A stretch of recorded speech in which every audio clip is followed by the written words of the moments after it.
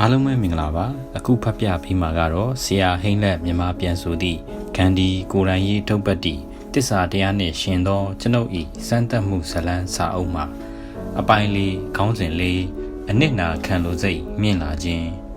ယခုအချိန်ထိကကျွန်တော်စိတ်မှာရှုပ်ထွေးလျက်ရှိ၏ကိုကြိုးဆွန့်လွတ်လိုသောစိတ်ဓာတ်သည်အနာဂတ်အတွက်တစုံတရာထားခဲ့လိုသောဆန္ဒကြောင့်ပေါ်ပေါက်လာခြင်းဖြစ်၏ဘုံဘေတွင်အလုလုခဲ့စဉ်ကအမေရိကန်အာမခံကိုယ်စားလှယ်တယောက်ရောက်လာ၏သူသည်နှစ်လိုပွဲမျက်နှာနှင့်ချုံသားစကားပြောတတ်သူဖြစ်၏မိတ်ဆွေဟောင်းတယောက်ကဲ့သို့ပင်သူသည်ကျွန်တော်၏ရှေ့ရေးကောင်းစားရေးကိုဆွေးနွေးလေသည်အမေရိကန်မှာဆိုရင်ခမားလိုအစင်တန်းရှိသူတိုင်းဟာအသက်အာမခံလုပ်ထားကြတယ်ခမားလည်းအနာဂတ်အတွက်အာမခံချက်ရှိအောင်မလုပ်သင့်ဘူးလားလူ့ဘဝဟာမသေးကြဘူးအမေရိကန်မှာဆိုရင်အသက်အာမခံလုပ်ဖို့ကိုဘာသာရေးကျင့်ဝတ်တစ်ခုလိုယူဆကြတယ်ကျွန်တော်စီကအာမခံ policy တစ်ခုမဝယ်ခြင်းဘူးလားယခုချိန်ထိကကျွန်တော်ဒီတောင်အာဖရိကနဲ့အိန္ဒိယတွင်တွေ့ရသောကိုယ်စားလှယ်အားလုံးအပေါ်80သာတုံ့ပြန်ခဲ့၏အသက်အာမခံပြုလုပ်ခြင်းသည်ကြောက်ရွံ့ခြင်းဖြစ်ပြီးဖျားသခင်ပေါ်အယုံကြည်မရှိမှုကိုလည်းပြသခြင်းဖြစ်သည်ဟုယူဆ၏ယခုမူကားအမေရိကန်ကိုယ်စားလှယ်၏ဆွဲဆောင်မှုဘက်သို့ပါသွား၏သူကဆက်လက်ပြောဆိုသည်တွင်ကျွန်တော်၏စိတ်၌ဇနီးနှင့်ကလေးများအားမြင်ရောင်လျက်ရှိလေသည်မိမိကိုယ်ကိုလည်းဤသို့ပြောမိ၏မင်းဟာဇနီးတဲ့ရဲ့လက်ဝတ်လက်စားအားလုံးကိုရောင်းပစ်ပြီးပြီတကယ်လို့မင်းတစ်ခုခုဖြစ်သွားရင်ဒီဇနီးနဲ့ကလေးတွေကိုစောင့်ရှောက်ထောက်ပံ့ဖို့တာဝန်ဟာဖခင်လိုသဘောထားမြင့်မြတ်တဲ့အကူပေါ်မှာကျလာလိမ့်မယ်ဒါတင့်တော်ပါမလားဟုစင်ကျင်ပြီးနောက်1000တန်အာမခံ policy တစ်ခုကိုကျွန်တော်ဝယ်ယူလိုက်လေသည်တို့ရာတွင်တောင်အာဖရိက၌ကျွန်တော်၏နီလန်ပြောင်းလဲတကယ်သို့ပင်အယူအဆလည်းပြောင်းသွား၏ဤတွင်လှုပ်ဆောင်ချက်မှန်သမျှသည်ဘုရားသခင်၏နာမတော်နှင့်ဘုရားသခင်အားအလုကျွေးပြုရန်သာရည်ရွယ်၏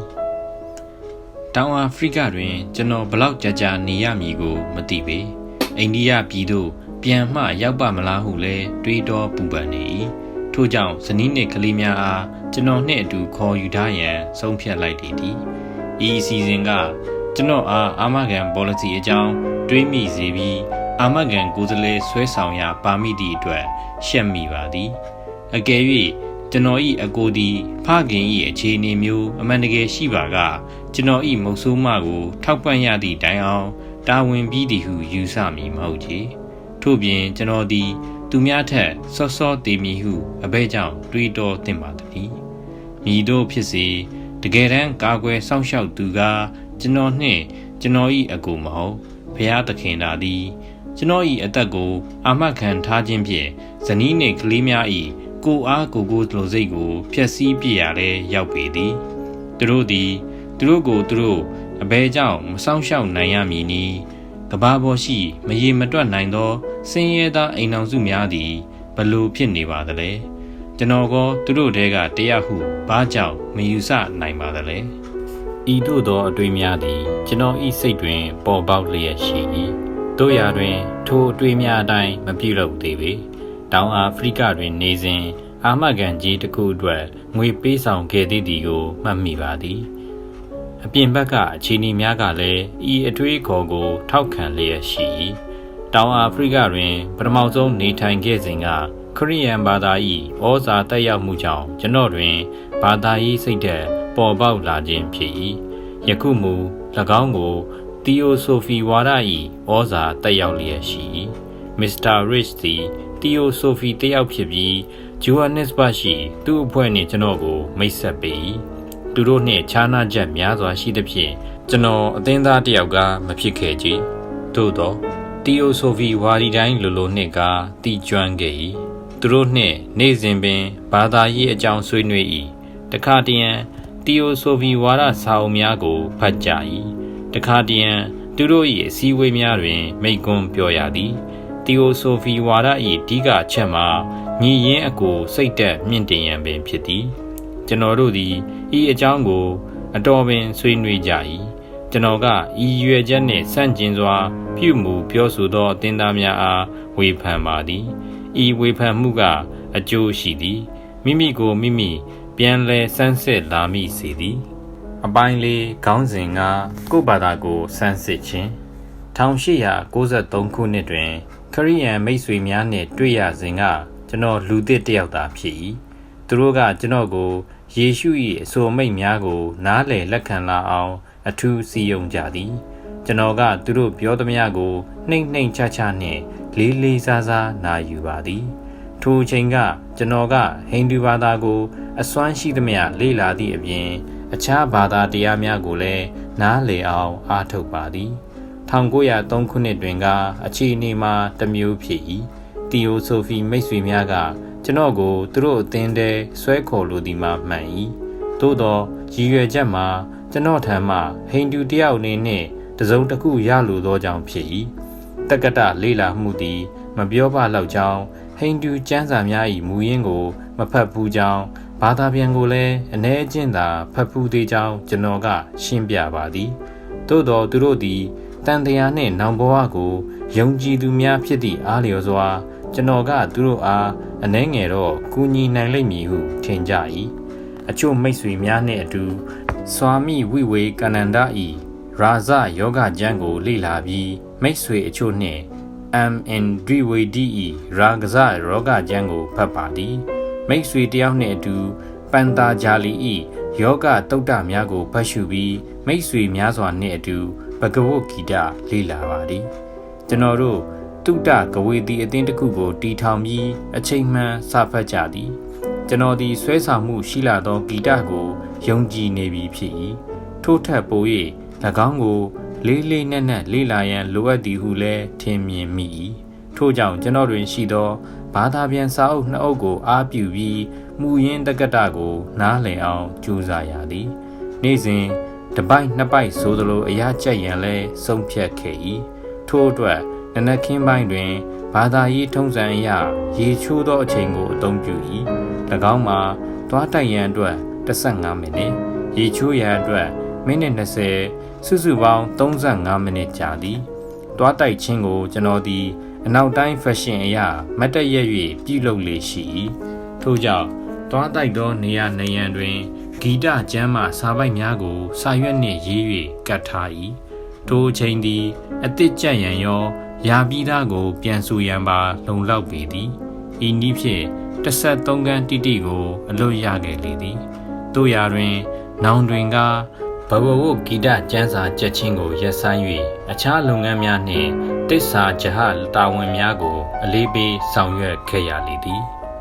ဘဂဝဂီတစဖတ်ခြင်းကမိတ်ဆွေများအပေါ်တွင်မိတို့အကျိုးသက်ရောက်ဒီမှာကသူတို့သာသိပေမည်၎င်းသည်ကျင့်ဝတ်ဆိုင်ရာထာဝရလမ်းညွှန်ကြီးဖြစ်လာပါသည်၎င်းသည်နေ့စဉ်ရည်ညွှန်းအပိဒံကြီးဖြစ်လာ၏အင်္ဂလိပ်အပိဒံအားမတိသောစကားလုံးများ၏အဓိပ္ပာယ်ကိုရှာရန်လှန်လှောကြည့်ရှုတကဲ့သို့ကျွန်တော်၏ဒုက္ခအလုံးကိုဖြေရှင်းရန်အတွက်ဤကျင့်ဝတ်အပိဒံကိုလှန်ရပါသည်မပိုင်ဆိုင်ခြင်းညီမျှခြင်းစသောစကားလုံးများသည်ကျွန်တော်အားဖန်ဆာထားကြ၏ထိုညီမျှမှုကိုမိတို့ပြုစုထိန်းသိမ်းရမည်မှာပြဿနာပင်စော်ကားတတ်သောမောက်မာတတ်သောအကျင့်ပြတ်သောအရာရှိများအတိတ်ပဲမရှိစန့်ကျင်ဘက်ပြုတတ်သောလုပ်ဖော်ကိုင်ဘက်များနှင့်မိမိအပေါ်တွင်အမြဲစိတ်ရင်းကောင်းရှိသူများအားအဘယ်သို့အညီအမျှသဘောထားဆက်ဆံရပါမည်နည်းရှိသမျှပိုင်ဆိုင်မှုအလုံးကိုမိသည့်နည်းနှင့်စွန့်လွတ်ရပါမည်နည်းကိုယ်ခန္ဓာသည်လည်းကိုယ်ပိုင်ပစ္စည်းပင်မဟုတ်ပါလောဇနီးနှင့်သားသမီးများသည်လည်းကိုယ်ပိုင်ပစ္စည်းပင်မဟုတ်ပါလောရှိသမျှစာအုပ်ဗီဒီယိုများကိုကျွန်တော်ဖျက်ဆီးပြရမလားရှိသမျှကိုစွန့်ပြီးဖျားနောက်သို့လိုက်ရမည်လားအဖြေမှာဓာတ်ရိုက်ပေါ်လာ၏ရှိသမျှကိုမစွန့်လွတ်ဘဲဖျားနောက်သို့လိုက်ရန်မဖြစ်နိုင်ဤတွင်အင်္ဂလိပ်ဥပဒေကိုလေ့လာခဲ့မှုကအထောက်အကူဖြစ်စေ၏ညီမျှမှုနှင့်ပတ်သက်၍ Snell ၏ဆွေးနွေးချက်များသည်အသိဉာဏ်တွင်ထင်၍လာ၏ဂောပကဆိုသောစကား၏အဓိပ္ပာယ်ကိုဂီတကျမ်းစာ၏အလင်းရောင်ကြောင့်ပို၍ထင်းလင်းစွာမြင်လာလေသည်ဥပဒေပညာပေါ်ကျွန်တော်၏လေးစားမှုမှလည်းပိုလာပါသည်၎င်းတွင်ဘာသာရေးကိုတွေ့မြင်ရ၏မပိုင်ဆိုင်ခြင်း၏အဓိပ္ပာယ်ကိုဂီတကျမ်းစာ၏သင်ကြားချက်အရနားလည်လာသည်မှာလွတ်မြောက်လန်းကိုရှာလိုသူတို့သည်မိမိတို့ပိုင်သောပစ္စည်းများကို ဂောပကအနေနှင့်ထိမ့်သိမ်းထားရတော့လေကိုပိုင်ဟုသဘောမထားကြရန်ဖြစ်၏မပိုင်ဆိုင်ခြင်းနှင့်ညီမျှခြင်းတို့သည်နှလုံးသားပြောင်းလဲမှုအယူအဆပြောင်းလဲမှုသာဖြစ်နိုင်ကြောင်းနေရောင်ကြီးတစ်ဖွဲထင်ရှားလာပေသည်ထို့နောက်ကျွန်တော်သည်ရေဝရှန်ကာပိုင်ထံစာရေးကအသက်အာမခံကိုဖျက်သိမ်းပြီးရသလောက်ငွေကိုပြန်ယူရန်အဘဲကြောင့်ဆိုသောကျွန်တော်သည်ကျွန်တော်နှင့်တကွဇနီးနှင့်သားများအားဖန်ဆင်းတော်မူသောဘုရားသခင်အားယုံကြည်လာပြီးဖြစ်သောကြောင့်ဖြစ်ကြောင်းမှားကြားလိုက်၏ဖခင်တပွဲဖြစ်သောအကိုထံသို့လည်းစာရေးပြီးယခုထိအောင်ကျွန်တော်စုမိသမျှကိုသူ့အားပေးလိုက်ကြောင်းတို့ရာတွင်ရှေ့တွင်ကကျွန်တော်ထံမှဘာမျှမျှော်လင့်ချက်မထားရန်အဘဲကြောင့်ဆိုသောအကယ်၍နောက်တွင်စုဆောင်းမိလာပါကလည်းထိုငွေကိုလူမျိုးစုကောင်းစားရေးအတွက်သာအသုံးပြုမည်ဖြစ်ကြောင်းရှင်းပြလိုက်လေသည်အကိုဖြစ်သူအားသဘောပေါက်အောင်ပြောရသည်မှာမလွယ်လှပေသူက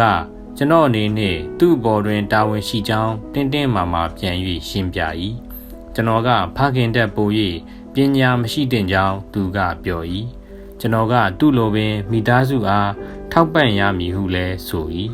ကျွန်တော်ကလည်းဖခင်ပြုလုပ်သည့်အတိုင်းပြုလုပ်ခြင်းသာဖြစ်ကြောင်းသူ့အားထောက်ပြသည်အကယ်၍သာ